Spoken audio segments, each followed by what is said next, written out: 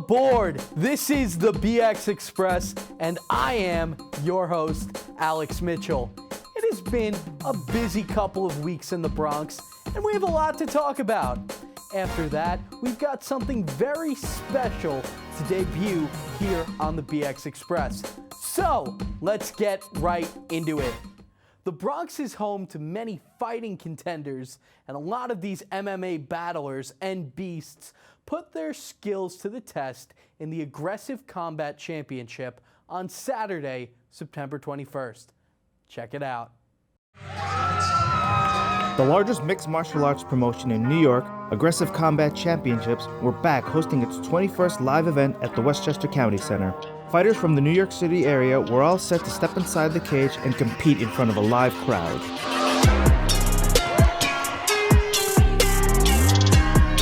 Two MMA gyms from the Bronx had some of its students in competition that night, Jungle Gym and East Coast United Brazilian Jiu-Jitsu.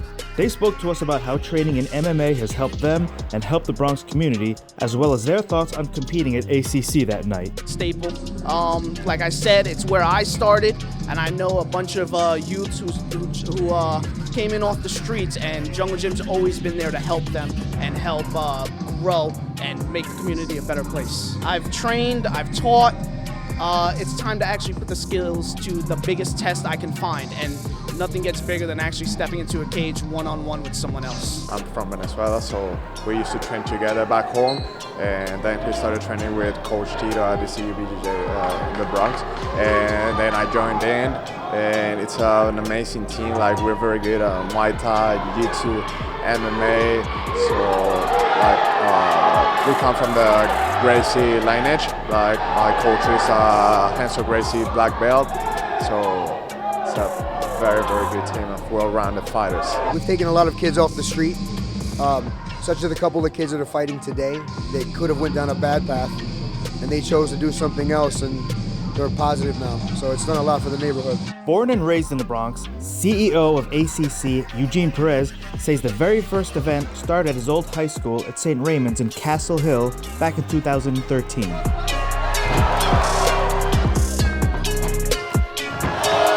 He spoke about how the event has evolved over the years from a high school gym to a 5,000-seat arena and why he started this MMA promotion. There was the demand for it, especially in New York. A lot of up-and-coming fighters, a lot of schools blossoming in the Bronx, putting fighters into the UFC, putting fighters into Bellator. You know, we give them an amateur platform that's on a professional level. The female fighters on the card also looked to impress the crowd that night with their skills on the mat. Fatima Klein, who made her in-ring debut that night, says she's proud to be competing at ACC. Oh, absolutely. I think, especially once I started, I never think I'd make it here, but here I am, It's hard not to fall in love with the sport. The confidence, the humbleness, it's more than just a physical sport. ACC is awesome. Tom, Eugene, they're both great people. They set me up with Chris Hannaford, and they've done a great job since. To find out more information about future Aggressive Combat Championships events, visit their website at accmma.com or follow them on Facebook. Reporting for BronxNet, Andrew Rio. Gun Hill Tavern and Jacoby Hospital are pouring out a few for a good cause. Here's more from one of the coolest, coldest craft beer fundraisers in the borough. Bronxites are partying for a purpose. I figured it's a win-win. Held at the Gun Hill Brewing Company, New York City Health and Hospitals host a craft beer fundraiser to support the Jacoby Medical Center Auxiliary. We are all gathered together to support the good work of our hospital auxiliary and to have fun at the same time. Supporting and enhancing patient care, the auxiliary is a major component for the hospital. OBGYN and Chief Quality Officer for Jacoby Hospital, Kamal Bajaj, says it's important to now return the support. It's really important to support the auxiliary because at the end of the day, healthcare changes rapidly, and we need to be able to, get some of the equipment and tools that we need to take care of the best care of our patients, and the auxiliary helps us with that. The fundraiser has now come to an end, but there are other ways you can help. Visit nychealthandhospitals.org/Jacoby for more information. Reporting for BronxNet, Kibin Aline. And Van Cortlandt Park is home to some new feathery friends. Now, I don't think these swans have ever done ballet, but they sure are graceful at swimming around the park's lake. Visitors at the Van Cortlandt Park Lake can now look forward to seeing some new guests swimming around. So I've been feeding them every day, and I watch them grow. I watch them get big, and it's really amazing. It's like, it's like something on National Geographic. Henry Cantor, the self-proclaimed Birdman, comes each day to feed the swans and their babies bread. These swans gave birth to 7 babies, and while all 7 are not alive today, there are still 5 remaining.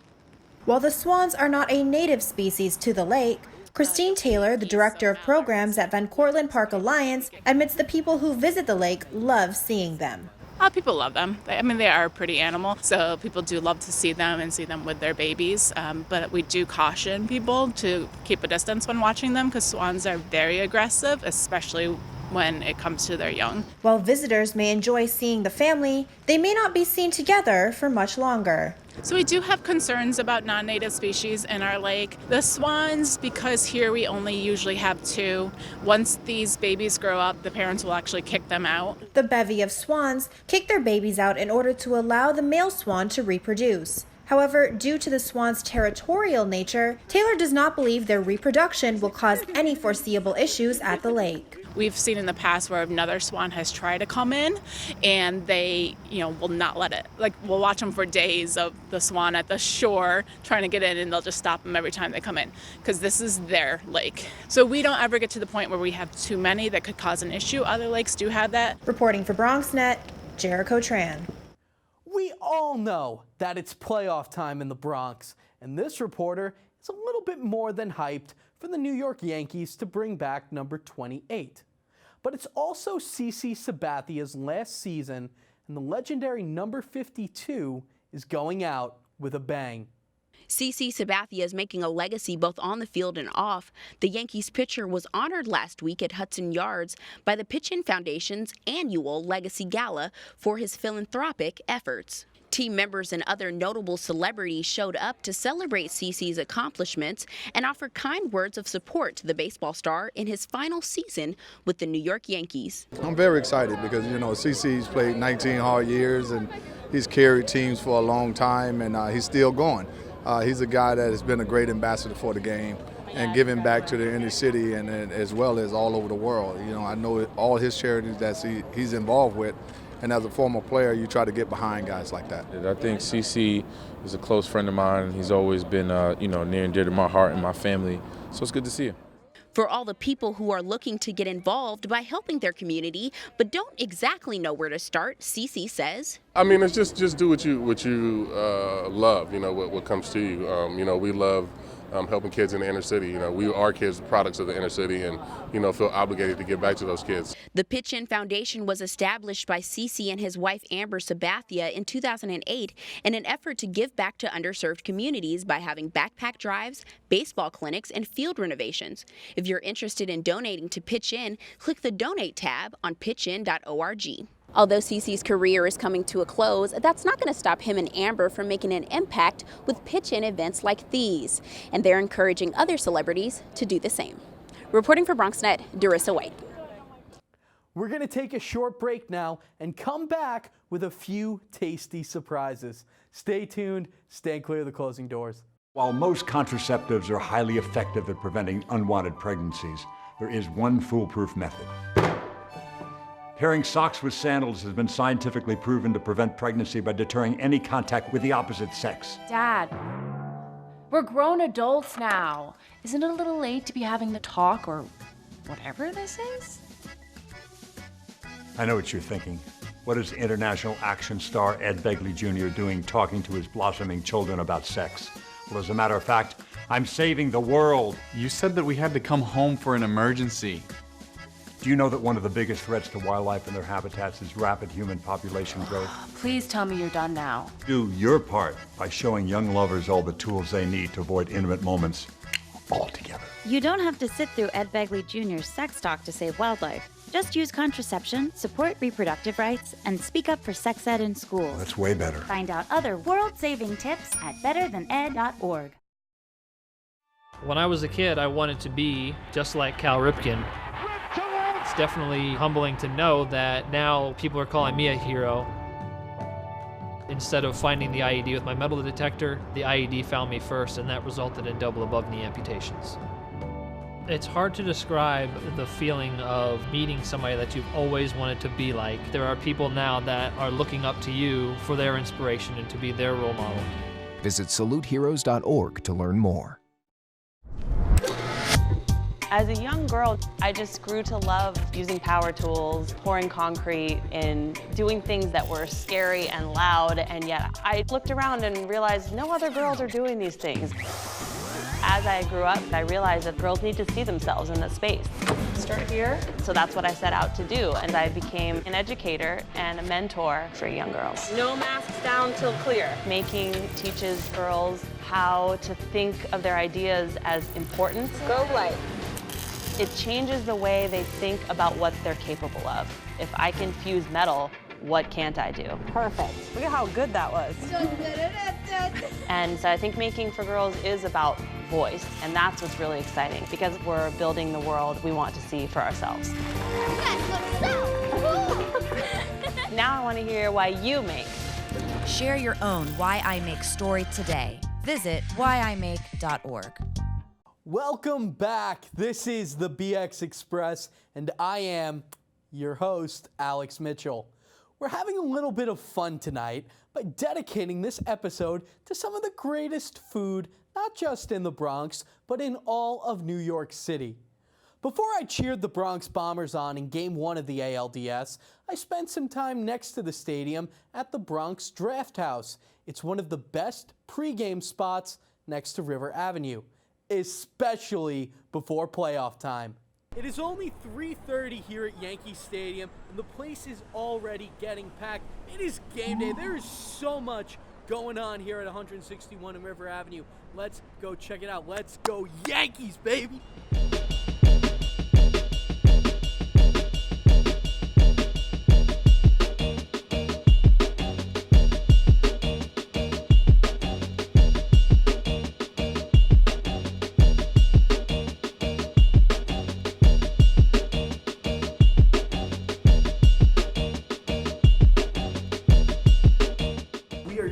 At the Bronx Draft House right next to Yankee Stadium. It's one of the greatest spots to pregame on 161st Street. Barstool setting up. They're going to be doing some cool stuff today too. Let's go check out what's going on.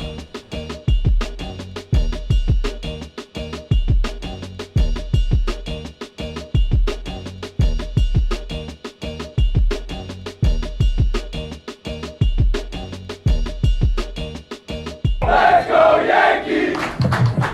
Let's go Yankees! Let's go Yankees! So I'm here with the Bronx Draft House owner, Alfredo Anguera.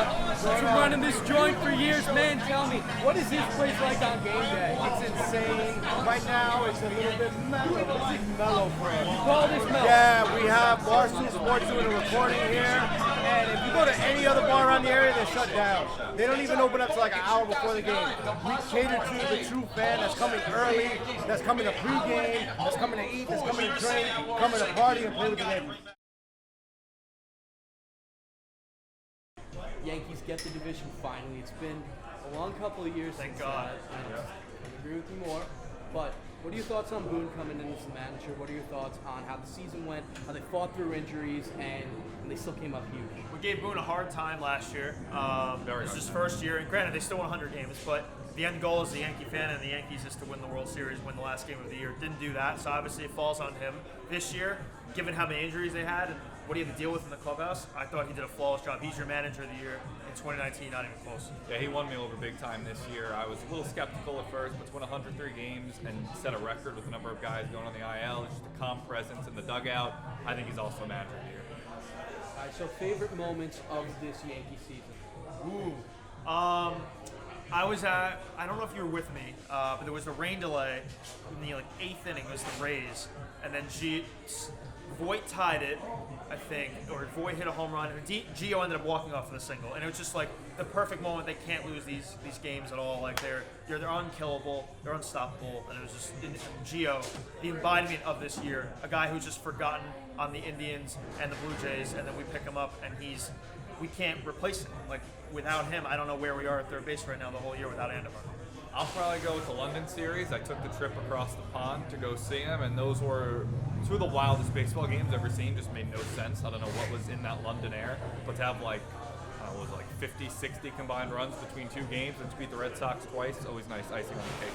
I'll also say that Twins game where Hicks made the crazy catch, and obviously we're going to get some of that here. I don't know. I don't want that game again. I don't know if my heart can take it, especially in person. But that Twins game where Hicks made the catch and he ties the game, and oh my God, that was unbelievable. That's probably number one, to be honest. So to go back to what you were saying about Gio Urshela, I remember Gio Urshela being the bane of the Yankees' existence in the ALDS 2 years ago. He was coming up in the 8 or 9 slot, and he's just like, who is this guy? He robbed so many hits, so many runs. He did make a couple errors actually in one of the ALDS games, but so I'm sure he wants a little redemption at that. But Gio was a thorn in our side in 2017 for sure. You guys got some sick merch on. Where can I get some of it? Yeah, stored at barstoolsports.com. We've had a pretty good year of merch. We got the Assemble shirt, which is a play on the Avengers, and we tried to get everybody we could getting back here. And then he's got a little October's for the Bronx. For the Bronx, Saturdays for the boys is a big Barstool slogan. So we figure, you know what? Playoff baseball only belongs one place. That's right here in the Bronx. Yeah. Right now we got Minnesota. How many games do you think this wraps up in? Ideally 3. I have a feeling it'll be 4. I don't know what game they'll lose. Hopefully none. It just feels like they're too. I'm not counting out the Twins. I don't believe in anything where our record against them is 15 years. Nelson Cruz doesn't care about that. So it's all about right now. There's a very good baseball team out there, almost a carbon copy of what the Yankees are right now. Is the Twins? They look at themselves in the mirror. So I think we take them out of 4. I'm a little afraid of going to 5. I don't want to deal with the elimination game 5 here in the Bronx. So just to not give myself that scare, I'll say Yankees in 4. I got to be honest, I think they're sweeping this one. I'm going to get my broom out. So, guys, this has been awesome. I can't wait to check out what you've got in store. Let's go Yankees. Let's go Yankees. Go. So, which one of us played the offensive line and how? We could have played together. Yeah. What was your 40 time? They clocked it with a calendar. I was more built for power. That's what my coach said. It's uncommon to spend a day in all 5 boroughs of New York City.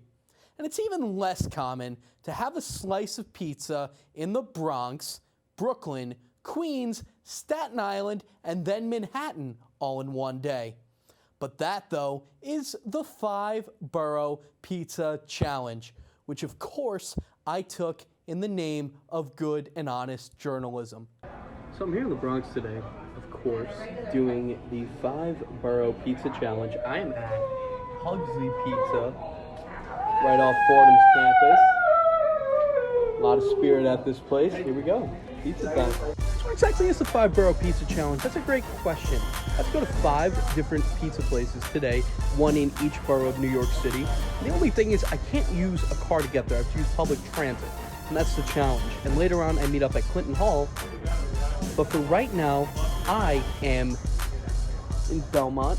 So here at Pugsley Pizza, there's a bit of a tradition my man Sabathia was just telling me about, and it involves this gong. Long story short, you hit this and you project and you sound your dreams out into the world. Now they've been kind enough to give me not only some free pizza, but they're gonna let me take a crack at this. You guys ready? Who has a dream that wants me? Who wants me to put their dreams out into the universe? This? Anyone? I'm taking requests. Get excited, Alex. All right. Let it go, baby. Let's go, baby. Yeah! This doesn't happen in other places. All right, that was a lot of fun. I don't know how the other places are gonna live up to that, but I certainly hope to be proven wrong. Next, I am spanning down to Staten Island, then Brooklyn, then Queens. Available to L and Q. Alright, I'm in foreign territory, the land of the Wu-Tang Clan. Paulie's, I took my slice on the go. That was really good. Hot sauce. In a good way. Kind of sweet sauce. Crust is very thin.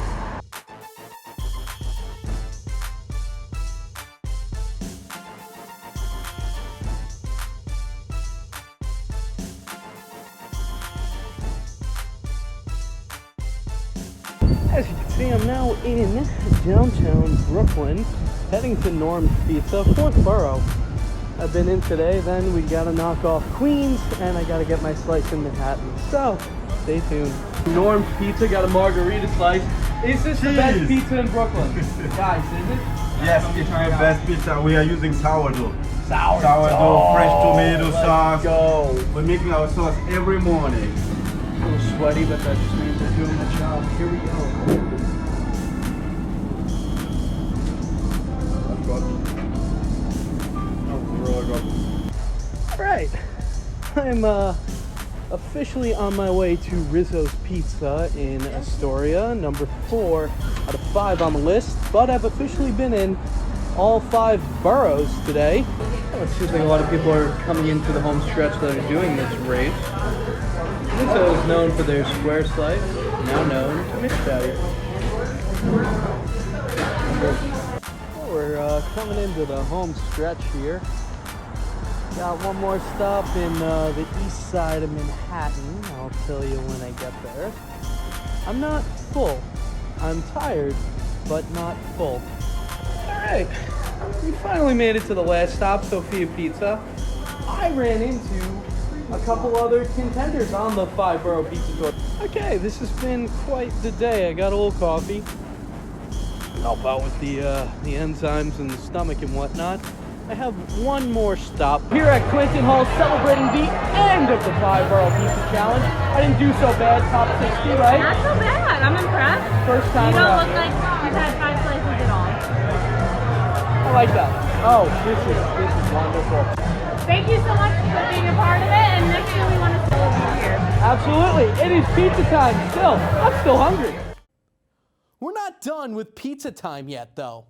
Arthur Avenue hosted the New York Pizza Festival, and of course, I just had to stop by. It is pizza time. We are here in the heart of the Bronx's Little Italy at the New York Pizza Festival. There's so much awesome stuff going on. So many people are coming by. Let's go check it out.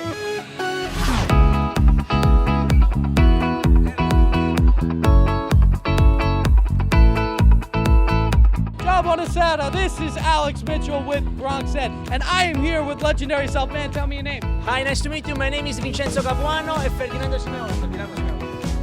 So guys, what do I have right in front of me? Tell me. It's pizza with eggs, bacon, mozzarella, fior di latte cheese, and special dough for you. And where are you from, man? From Naples. Naples. Love Naples. It's beautiful. All right. It's pizza time. Let's go. Grazie. We're waiting you here, New York Pizza Festival. All right. I'm biting into this.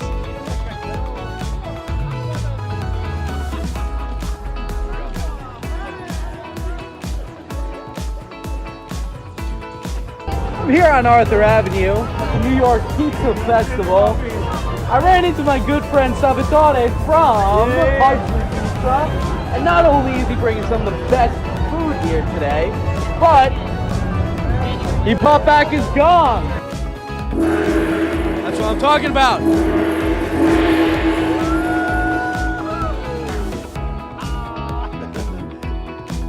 What do you want to say? Capture the spirit of the moment and unleash your potentials. Follow your heart and do not let anybody or anything steal your dream. If you have a song to sing, sing it. If you have a bell to ring it, ring it. If you have a story to tell, tell it. Honor your parents, love yourself and everybody else. Blair, he whipped up. Tell me exactly what this is. This is our OG pizza. It's our short rib, braised short rib. We braised it for about 8 hours. Caramelized onions, it's caramelized for like 3 hours. You know what? I'm gonna go down to one knee. Do this. Not proposing, sorry, Lindsay. Here we go, pizza time.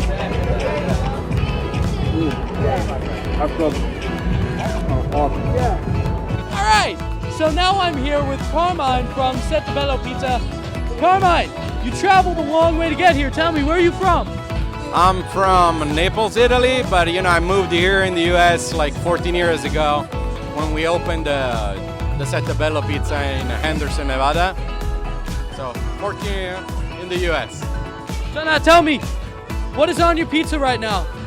So it's andouille. It's a spicy Italian Calabrian spicy salami, and we got garlic oil, parsley, honey, and buffalo mozzarella smoked. Gotta go for it. Grazie, my friend. All right. It's pizza time.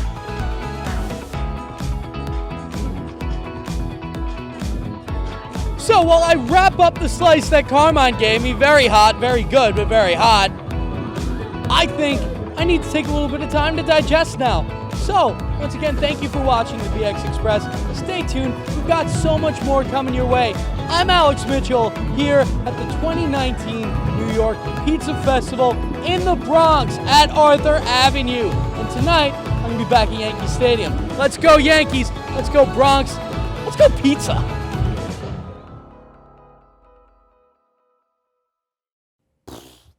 Not gonna lie, I could go for a slice right about now. So I think that's where we're gonna wrap things up for today.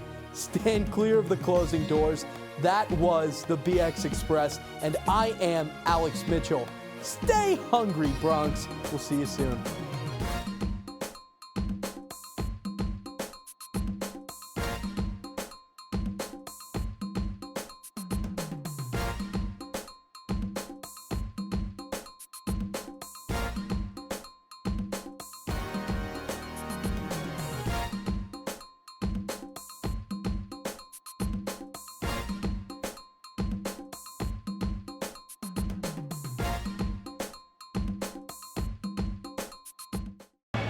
All right, so we are here at the Bronx Draft House. I got the one and only Super Bowl champion, yes, sir. Willie Colon.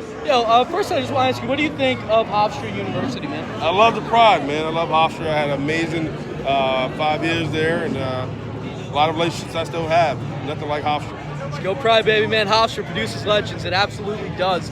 So now, you're here, it's October in the Bronx. Best time of the year. Absolutely, man. I want you to talk about your relationship with CC Sabathia. I want you to talk about all the coolest stuff you've seen happen in October here. You know, it's funny, man. When I was at the Steelers, I met CC while I was playing in Pittsburgh.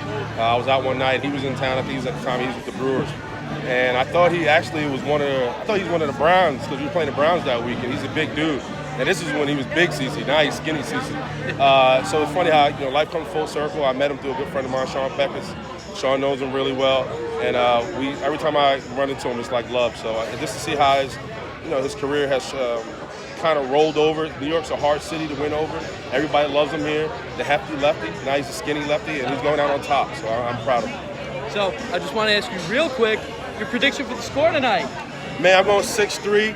I think DJ LeMahieu is going to have a big day. I think Gardner's going to have a big day. And I just want Paxton to come out hot in the first inning. It'll be fun. And what do you got to say to the Bronx? Oh, Bronx. If you ever want to find me on Sundays, come to Bricks and Hops, or you can find me here at the Bronx Draft House. I love the Bronx. I'm from Melrose Projects, 156th Street between Morris and Portland. The Bronx will always be home to me. I hope it's home to you too. All right, we're showing nothing but love to the Bronx and to Hofstra. Let's go. All day.